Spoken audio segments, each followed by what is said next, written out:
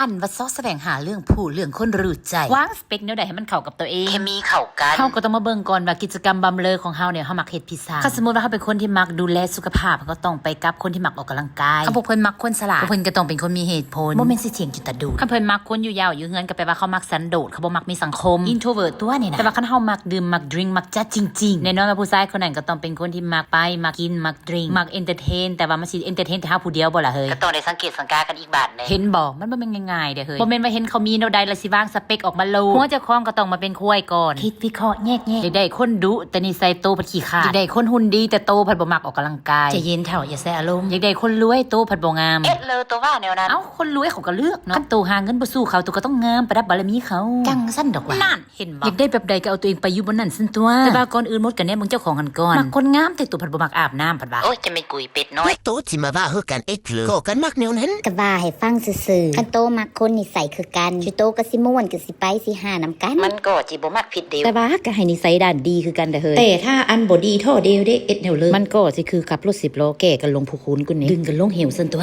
อันเลยก็ตามแต่นี่กันก็จมผู้เดียวเนอะบ่ได้บ้าให้ผู้เลย